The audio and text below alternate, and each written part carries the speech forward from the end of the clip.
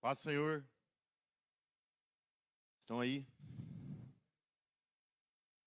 Tesouro não tá? Falar para vocês, o povo fala que eu faço vocês rir, mas hoje se eu fizer vocês rir, vocês param de rir rápido. A conversa é séria. O Renan me chamou. Estão me escutando? Aumenta um pouquinho aqui. Fiquei muito lisonjeado porque o primeiro foi o homem. O primeiro culto do jovem foi o homem, o segundo já foi eu. Não sei o que aconteceu, mas estou aí. O Renan me chamou semana passada, ele falou assim, daquele jeito dele. Você prega esse mês? Eu falei, prego. Hã? Ele mandou um áudio de 15 minutos 09. Quem nunca recebeu um áudio do Renan, me fala que eu vou mandar o áudio para vocês. Ele repetiu, no 11 minutos ele repetiu 7 vezes a mesma coisa, eu contei. 7 vezes, ele foi explicando, reexplicando, 3 vezes explicando. Mas é benção. Aí ele me chamou, falou, aí deu um pouco, eu falei, eu tenho uma palavra aí. Deu um pouco, ele foi para frente, voltou, falou, então você prega sábado. Já era um mês, mas de repente foi sábado. Mas amém. O que eu vou falar hoje é uma coisa séria. Uma coisa que nós estamos aprendendo na escola dominical sobre os personagens da Bíblia. Quem não está vindo é de domingo, tá? Mudou agora para domingo cedo a escola dominical. E nós estamos aprendendo e essa palavra parece que vem martelando no meu espírito. E o Juninho esses dias ele pregou sobre Paulo. Aí ele falou quem queria ler o livro de Atos. E eu já estava firme no livro de Atos, só que eu não saí do capítulo 3. Eu acho que não vai dar tempo de eu ler no mês que eu prometi para ele. Mas eu queria... Baixa a tua cabeça aí, vamos orar? Ô Deus Santo, Deus Eterno, em nome de Jesus, queremos te agradecer por mais uma vez a oportunidade de estarmos aqui, ó Deus, na tua presença, na tua casa, que eu sei que o Senhor está aqui desde que se iniciou esse culto, ó Pai, em nome de Jesus. Desde cada um, ó Pai, em nome de Jesus, que entrou, que pisou o pé aqui dentro, eu creio que o Senhor tem muito a fazer na vida de cada um, ó Pai. Fala com cada um de nós, ó Deus, continua a grande obra que o Senhor tem, ó Pai, em nome de Jesus. E que possamos sair daqui, ó Deus, pelo menos pensando nessa palavra, ó Deus. Pensando no que o Senhor quer falar conosco, ó Pai, em nome de Jesus. Amém. O que eu quero falar hoje é sobre 4 fases da vida de Pedro. Tem muitas fases na vida de Pedro. Essas eu achei as mais interessantes para serem citadas essa noite. Eu vi que se assemelha demais com a minha vida, com a sua vida. Com toda certeza você já passou por muitas dessas fases, se não todas. E o Espírito Santo foi me revelando, e o final, que é a parte de Atos, que é a parte que mais falou comigo, é o mais importante, mas com certeza nós passamos por todas essas fases. Eu queria abrir as vossas Bíblias aí, Lucas 5, de 1 a 11, nós vamos ler.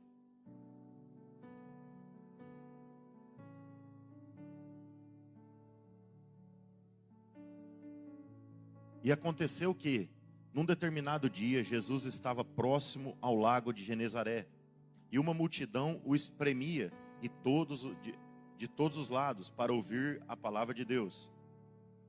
Ele observou junto à beira do lago 2 barcos, deixados ali pelos pescadores que, havendo desembarcado, cuidavam de lavar suas redes. Então entrou num dos barcos, o que pertencia a Simão, e lhe solicitou que ou afastasse um pouco da praia, e assentando-se do barco, ensinava o povo. Assim que acabou de ministrar, dirigiu-se a Simão e aos demais e lhes pediu: ide para onde as águas são mais profundas e lançai as vossas redes para a pesca. Ao que lhe replicou Simão: mestre, tendo trabalhado durante a noite toda, não pegamos nada. Todavia confiamos em tua palavra, lançarei as redes. Assim procederam e pegaram enorme quantidade de peixes, tanto que as redes começaram a se romper. Por esse motivo, acenaram aos seus amigos no outro barco para que viessem ajudá-los. Eles chegaram e lotaram ambos os barcos, a ponto de começarem a afundar. Diante de tamanho evento, Simão se prostrou aos pés de Jesus e declarou: afasta-te de mim, Senhor, pois sou homem pecador. Porquanto ele e seus companheiros estavam maravilhados com a pesca que haviam realizado.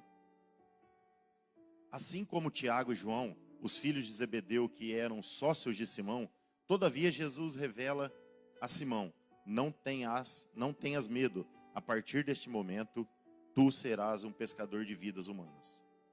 Amém. É até o 10? Não, até o 11. Assim como, é ali mesmo. Volta lá. Então, opa. No 11. Então eles arrastaram seus barcos para a praia, renunciaram a todas as coisas e seguiram a Jesus. Essa é a primeira fase que eu vejo na vida de Pedro. Eles são pescadores, essa passagem, todas são muito famosas aí, mas é uma passagem bem famosa, bem falada. Eles são pescadores, pescam a noite inteira, mas eles, sobre o som de Jesus, sobre apenas uma ordem de Jesus, eles voltam, pescam, mas isso não é o mais importante que aconteceu na vida deles naquele dia.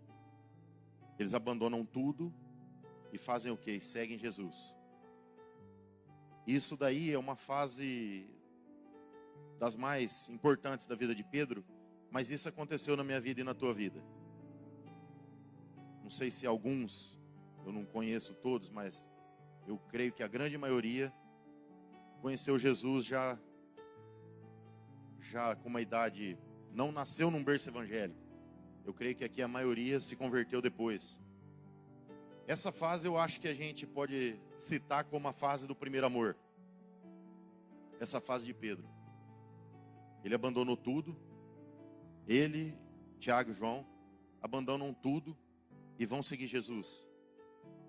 Eles deixam tudo sonho, não sei, eles eram sócios, tinham uma empresa.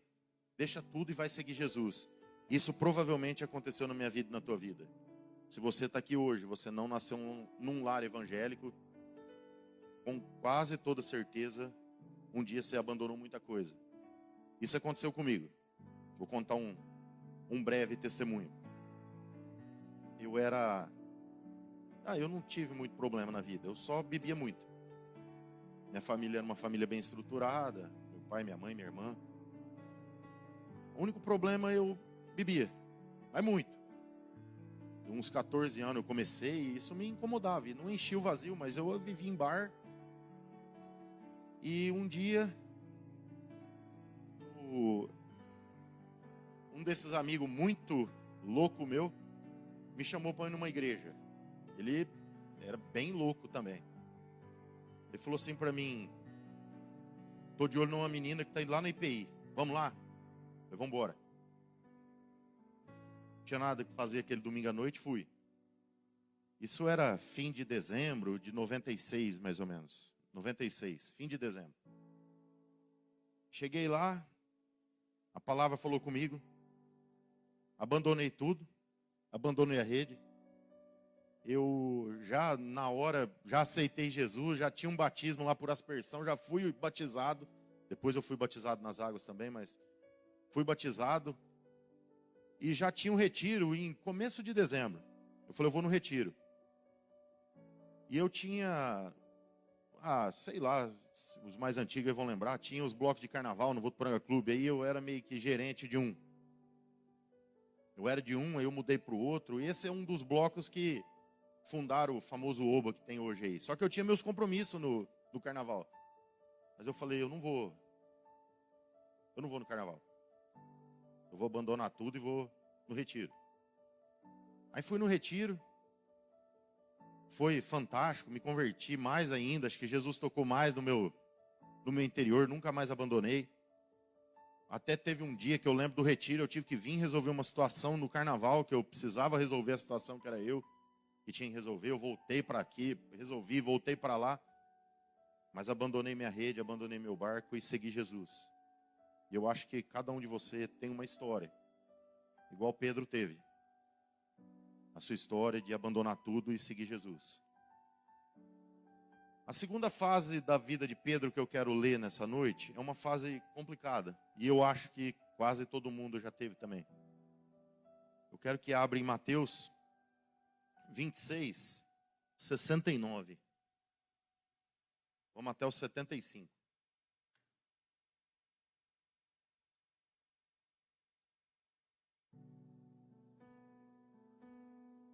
Pedro encontrava-se assentado do lado de fora da casa, no pátio, quando uma criada, aproximando-se dele, afirmou: tu também estava com Jesus, o Galileu.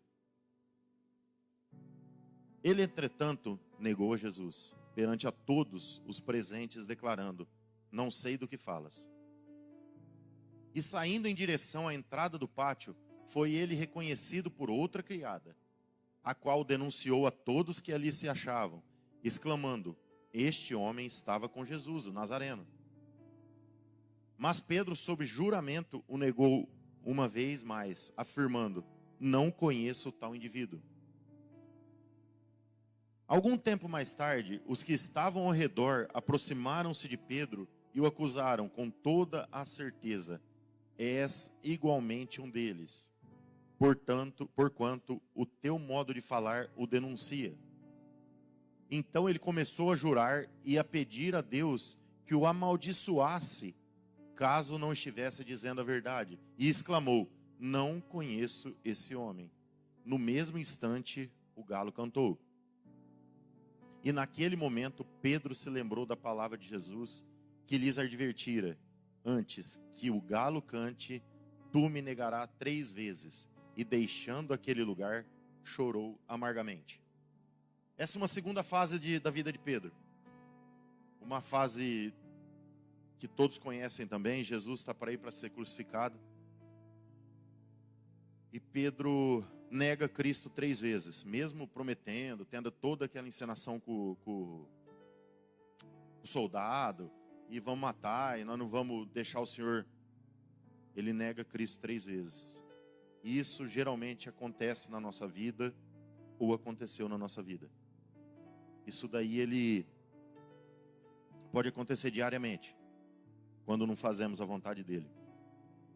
Quando às vezes negamos Cristo por causa de bobeira. Falamos não.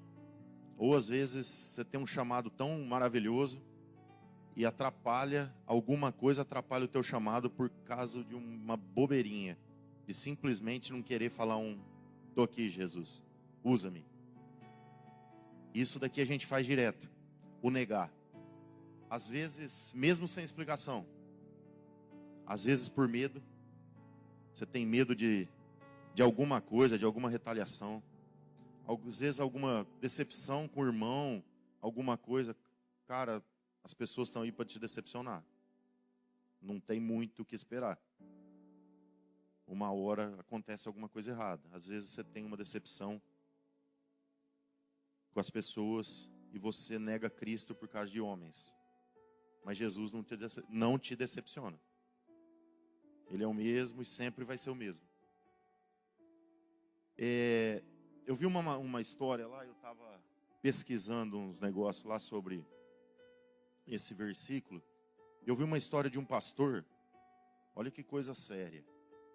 Ele começa a contar que ele entrega marmita nas ruas, para os sem-tetos, para essa turma. Diz que ele vai, entrega marmita, e ora, e prega, e eles continuam na mesma vida. E ele começou a interrogar os caras, ver o que estava acontecendo com os caras, por que eles estavam ali. A grande maioria já sentou à mesa do rei. Ele fala que se não todos que ele perguntou, quase todos já foram cristãos. E por alguma decepção, abandonaram a Cristo. E esses caras, eles não abandonam assim. A decepção é tão grande que eles têm a família deles, eles não querem nem a família. Eles abandonam de morar na rua e sumir. E diz que ele começa a pesquisar. isso daí. Ele começa a buscar o que está acontecendo, por que desse negócio. A maioria deles, fui crente e me desviei. E esse cara aumenta a pesquisa dele. Ó, a gravidade do negar Jesus. Ele fala que hoje existiria 3 vezes mais pessoas desviadas do que dentro das igrejas. 3 vezes. Ele fala que é o tamanho da decepção causada na vida das pessoas. Hoje, vamos imaginar, nossa igreja cabe 200 pessoas, 300 pessoas, caberia 4 vezes. As 300, mais 3 vezes, só de pessoas que se decepcionaram, que abandonaram a Cristo, que negaram a Cristo. E nessa situação, o que Pedro faz? Nega Cristo. Hoje tem mais gente afastada de igreja do que gente dentro de igreja. Olha o tanto que isso é sério. Por quê? Negaram a Cristo, como Pedro fez. E isso acontece muitas vezes comigo e com você. Que nega Cristo porque chega na igreja, o teu lugar está ocupado, porque tem uma rincha com alguém, porque, sei lá, você faz muita coisa dentro da igreja. Eu sou um cara que eu tenho que me policiar quanto a isso. Eu tenho vezes que eu começo a me envolver tanto, fazer tanta coisa que... E aí eu começo a cobrar os outros porque não estão fazendo. E isso daí acaba machucando a gente. Acaba a gente tendo que tirar o pé um pouco, falar, ó, que isso daí vai me derrubar lá para frente. E Pedro nega 3 vezes a Cristo. E nós, às vezes, negamos a Cristo 3 vezes. Ou mais que isso. Agora eu quero ir para a terceira fase de Pedro. João 21, 1. Vamos ler até o 15.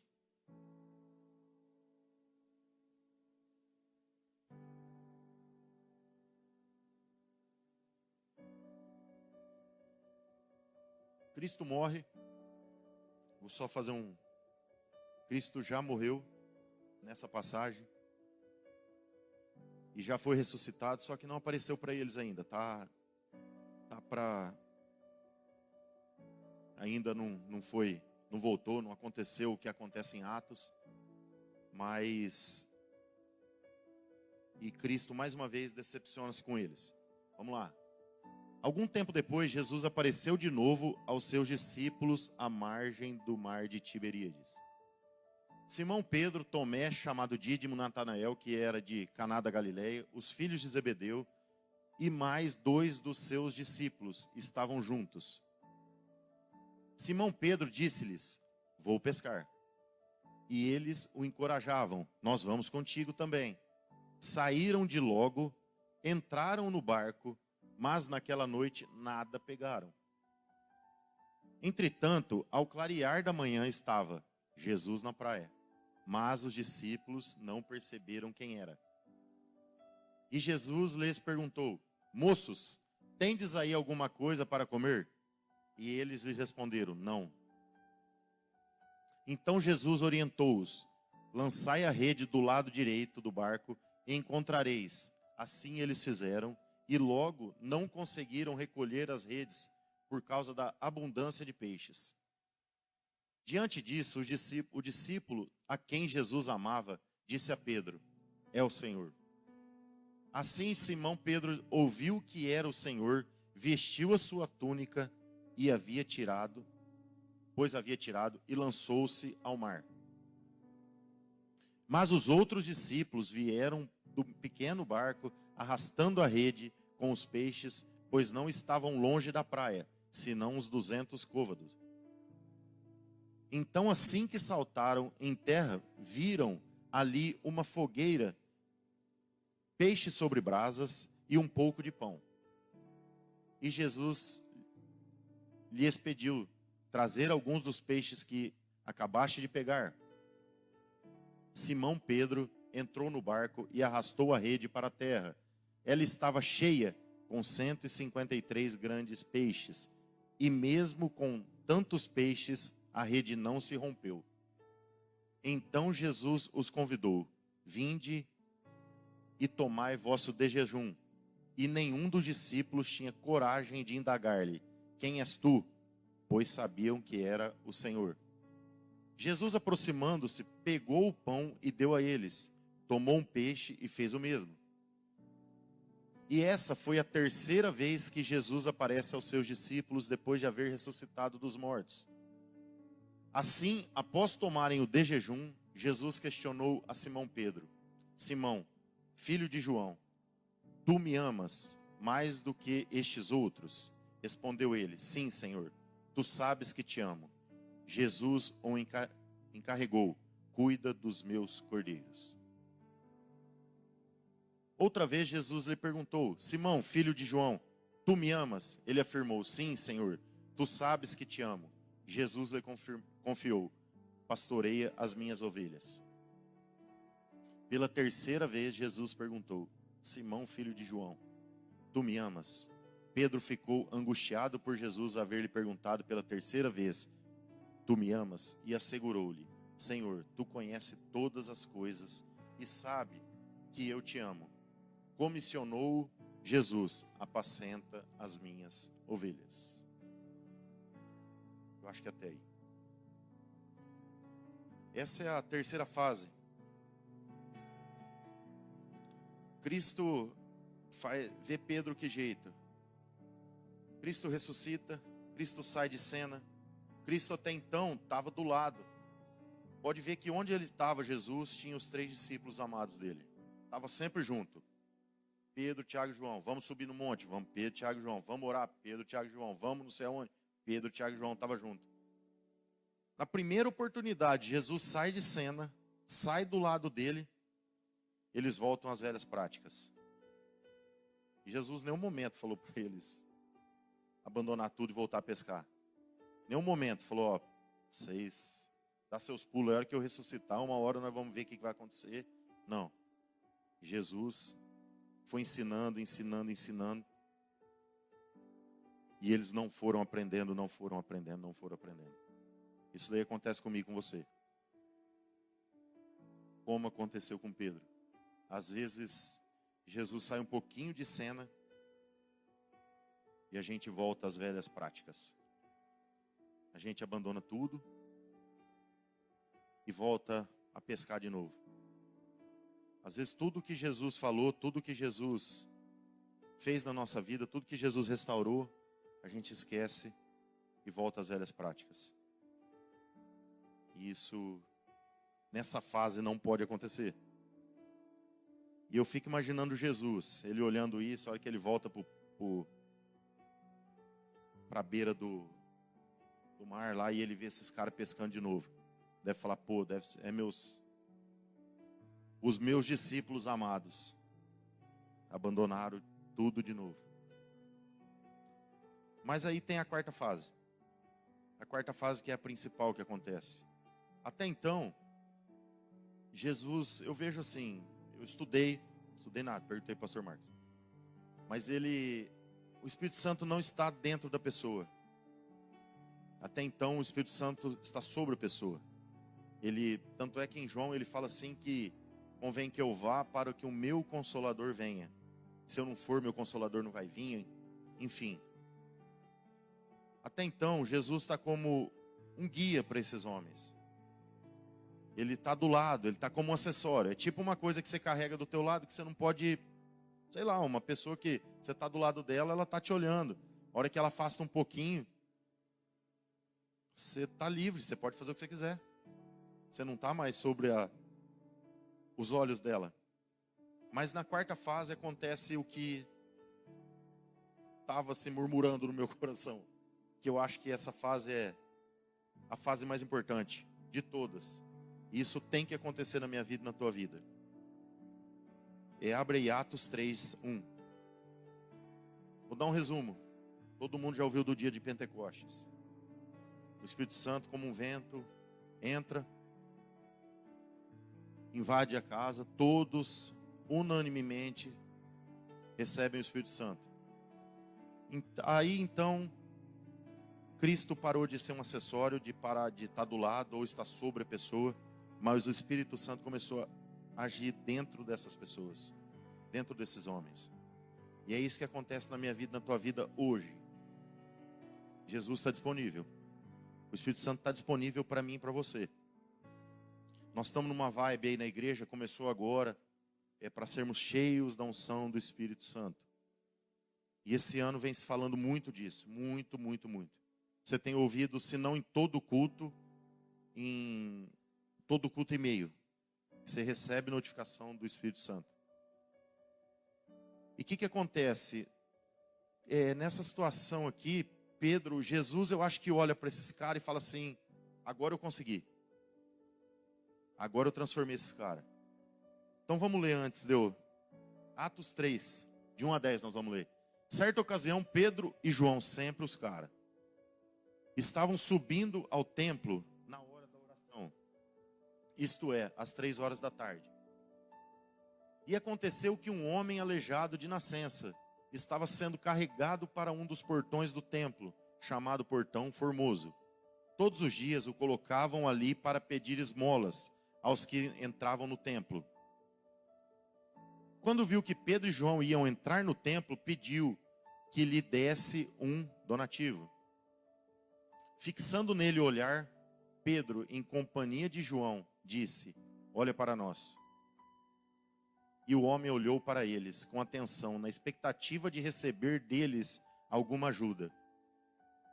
Então afirmou-lhe Pedro, não possuo prata nem ouro, mas o que eu tenho, isso eu te dou. Em nome de Jesus Cristo, o Nazareno, ergue-te e anda.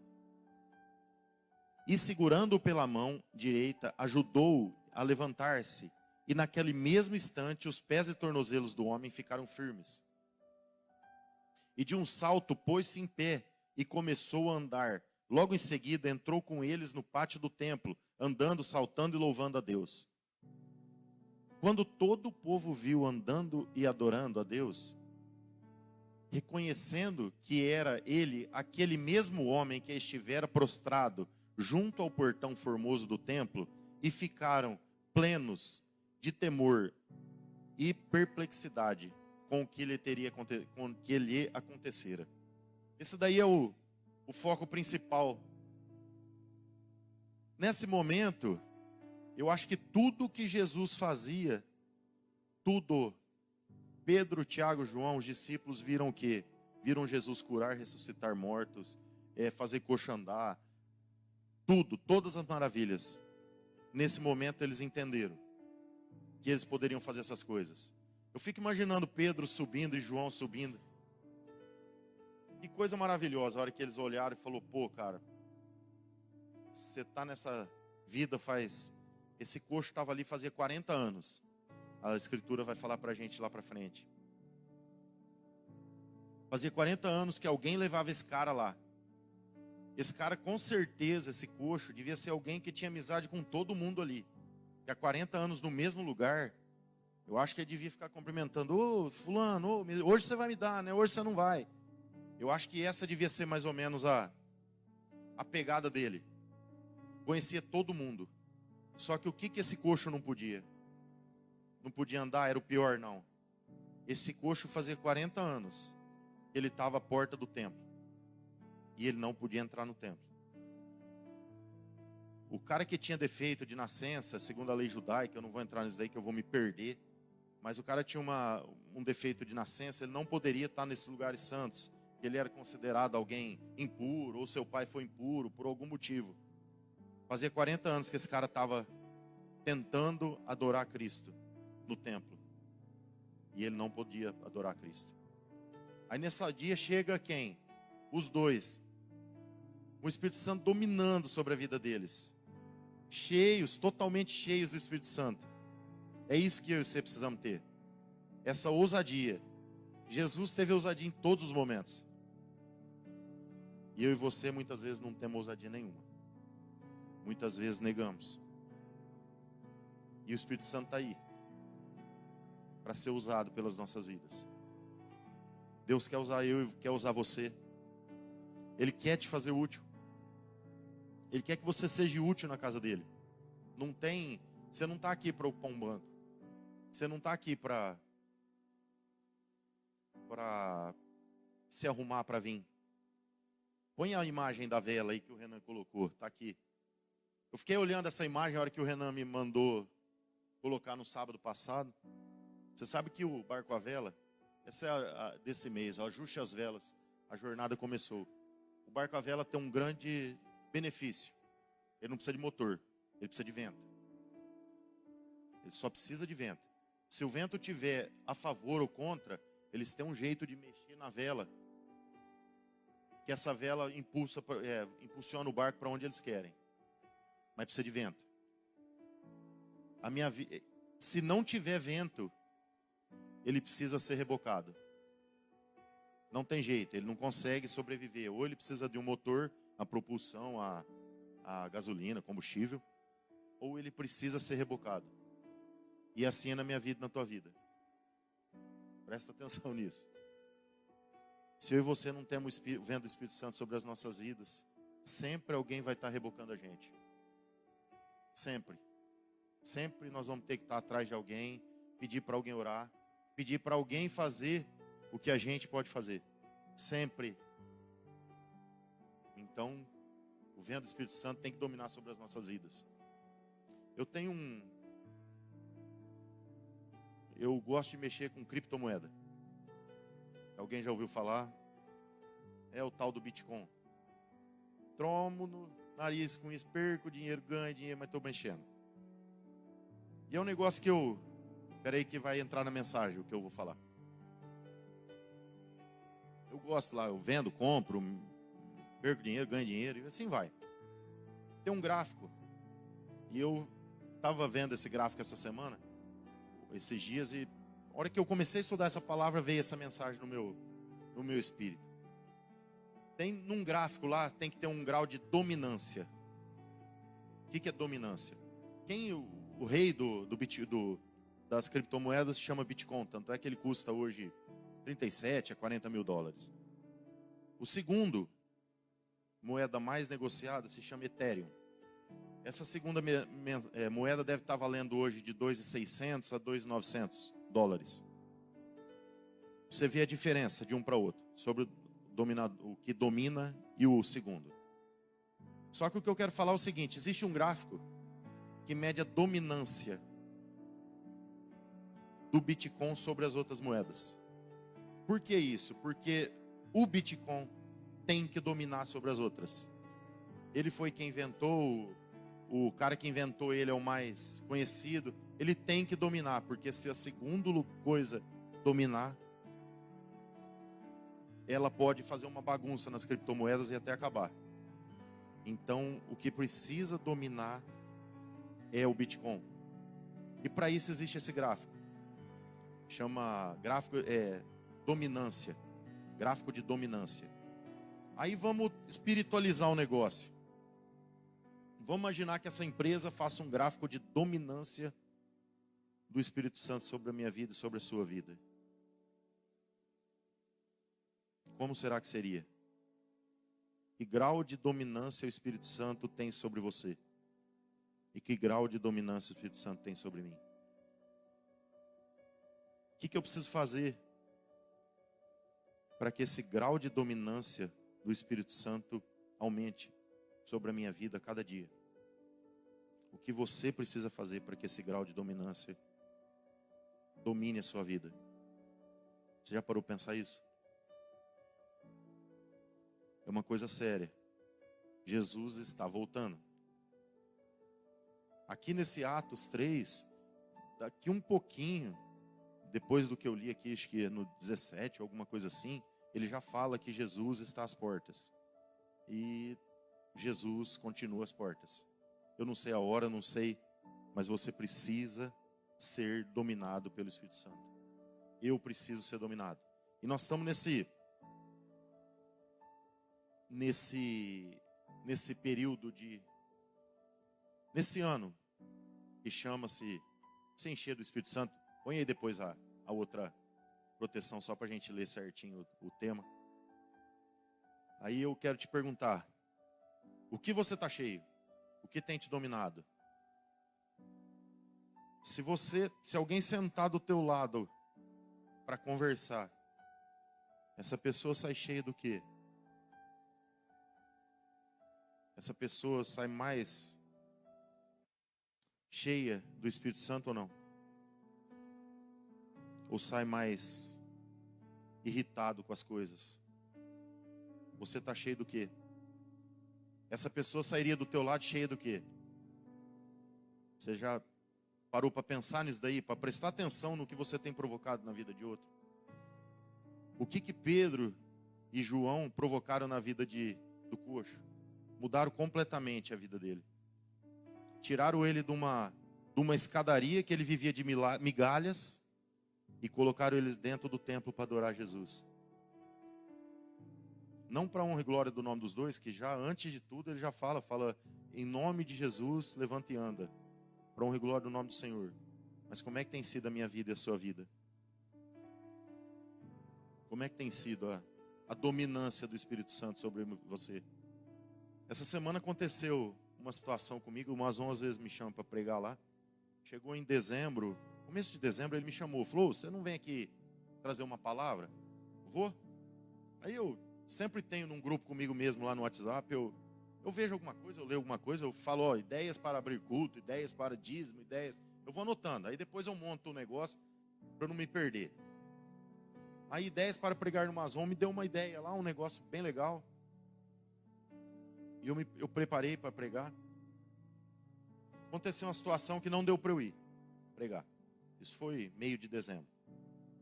Aí daí umas 2 semanas ele me ligou, eu acho que eu ia viajar, não dava para ir. Agora essa semana é uma semana complicadíssima na minha vida. Porque começo de mês eu fecho o mês da loja, faço nota, é bem corrido. Mas ele me liga, até eu não vi as mensagens dele, acho que ele foi ficando nervoso, deu um pouco. E aí, você vai pregar ou não vai? Mas eu peguei e já falei, não, eu vou, pode deixar. Eu falei, eu tô com aquela mensagem pronta. Na minha cabeça, falei, eu tô com aquela mensagem pronta. Eu naquela correria fazendo nota que eu tenho que prestar atenção. Eu acabei de fazer minhas notas, peguei meu texto lá que eu estava estudando. Estudei o texto, não sei o quê, fui, levei a palavra lá. Na hora que acabou a palavra, eu percebi que o Espírito Santo mudou totalmente a minha palavra. Totalmente. Eu ia falar de uma coisa e eu não falei de nada daquela coisa. Eu falei no mesmo texto, outra coisa diferente. Aí o Espírito Santo me lembrou, falou, olha só, você viu que eu mudei tudo? E era o mesmo texto, estava tudo escrito. E eu mudei tudo. E eu não sou exemplo, tá, gente? Mas só estou falando uma situação que aconteceu.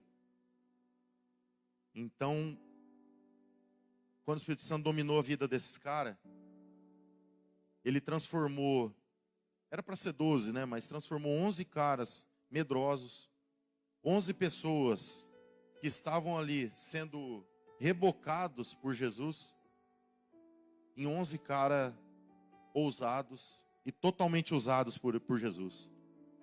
E o que aconteceu na vida dele? Um vento do Espírito Santo sobre a vida deles. E é isso que eu e você precisamos. É isso que eu e você, a cada dia, precisamos acordar e deixar o grau de dominância do Espírito Santo agir na nossa vida de uma tal forma que não deixa a segunda moeda chegar nem perto. Amém? Eu queria chamar o grupo de louvor. Eu vou fazer um apelo, vou nada. Eu queria que vocês se colocassem de pé. Eu pedi para eles tocarem uma música. E eu não vou orar por você. Você vai orar por você. Eu quero que você pense no que foi ministrado. Olha, estou vendo que tem um monte de gente. Mas eu quero que você pense no que foi ministrado. No que foi falado. E que fase você está. Quem é você? Aonde você está? E o que você precisa, principalmente isso daí, o que você precisa para que o grau de dominância do Espírito Santo esteja dominando sobre a tua vida. Eu quero que você ore por você mesmo durante essa música, é um louvor. Que se tem um negócio que teve confirmação, foi esse louvor. Eu estava com vontade de tocar e esse louvor não saía da minha boca, da minha cabeça. Aí vai o grupo de louvor, coloca nas músicas que vão ser ministradas, ele está lá. Ontem tivemos numa reuniãozinha, pega um violão, a primeira música, esse louvor. Falei, então não é esse louvor e pronto, acabou. Então eu quero que você faça isso. Vamos orar. Cada um ora por você, olha para que você achar que você deve. Se você quiser vir aqui na frente, tem espaço. Ninguém vai orar por você. Mas para que Deus domine a nossa vida. Para que o Espírito Santo domine o teu ser. Amém?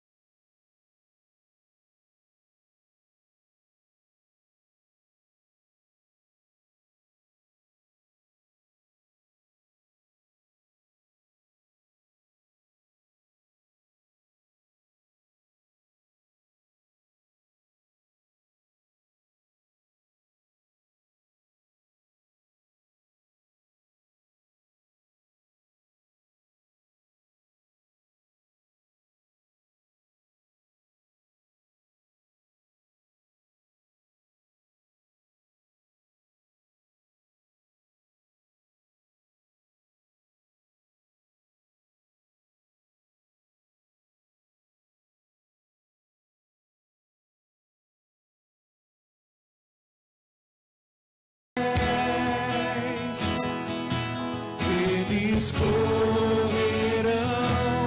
pra ti. Se o Senhor tocar meu coração, eu serei totalmente teu, totalmente teu. E eu jamais serei o mesmo. Eu jamais serei o mesmo. E eu jamais serei o mesmo. Quando teu amor tocar em mim, e eu jamais serei o mesmo. E eu jamais serei o mesmo. E eu jamais serei o mesmo. Toca-me,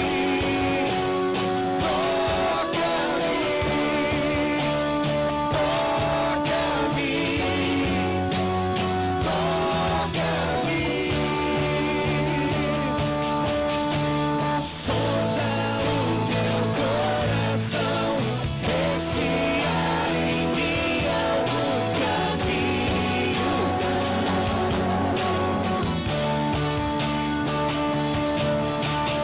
Guia-me por teus caminhos, tua palavra é lâmpada para os meus pés. Sonda-me, sonda o meu coração, vê se há em mim algum caminho mau.